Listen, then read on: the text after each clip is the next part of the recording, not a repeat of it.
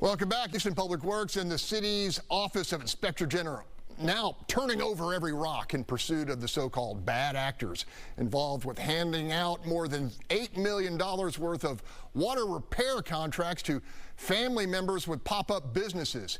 Make no mistake, it is corruption neither the OIG or Public Works actually detected, but only came to light through the work of investigative journalist Amy Davis. Panel, you all are keenly aware that when Davis asked Mayor Turner if he planned to cancel the fraudulent contracts, he threw a tantrum, calling her rude and promising to retaliate by calling her general manager.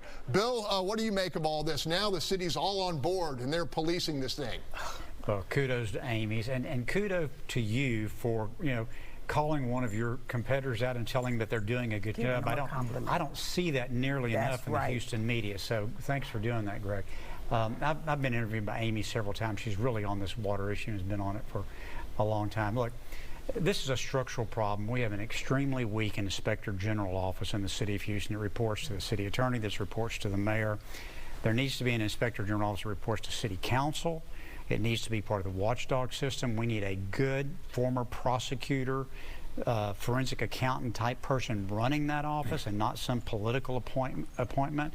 And they need to do their job because in an organization this big, you're always going to have these sort of things. And they need to work on tightening up the internal controls and making sure we can't waste money.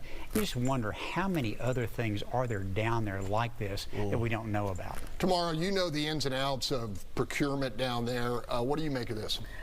Listen, I agree. Everybody pay attention.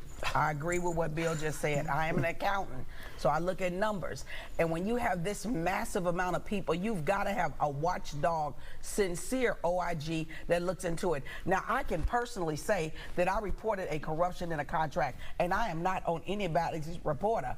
And that person got fired the next day because I sent all the data that I had, because I said, if y'all don't do it, my press conference will start at 9, and it will be in front of IAH Airport. So they looked into it, but you cannot allow this to go undetected. You can't. You have got to have a OIG office that reports to council, that is not afraid of getting fired for when they find some kind of things that are wrong. All right, legacy here. Just another example of things going wrong and money going the wrong way, Holly. Yes, it looks like the administration is constantly having to respond to these scandals. We've had numerous scandals. We're still looking at what happened with the 800 Middle Street project, where they're planning to build, quote, affordable housing on adjacent to land that's a Superfund site, and it's clearly contaminated.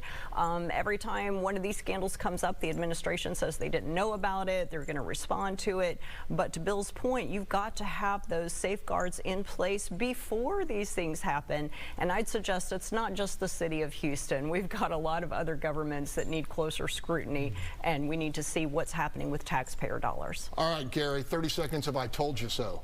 Yeah, I told you so. Look, it's fascinating. I mean, and I go back, I've said it numerous times, Sylvester Turner was a terrific state representative. He really was. He got a lot done. He worked with people. He's been an awful mayor, just awful. Corruption, scandal of the week, and stuff wasn't getting done. Our roads are worse than ever, so that's why I told Sheila, reject the endorsement, you don't want it. We need a strong IG. We need more money to the DA's office so they can start doing more work in this area. Things are out of control and stuff isn't getting done, and I think people are fed up, and why I think the real argument for this runoff is, you like the way things have been the last 8 years, you ought to vote for Sheila. Hey, if you don't, That's right. If you don't, vote for we're going to hear from Paul Castro on this in overtime.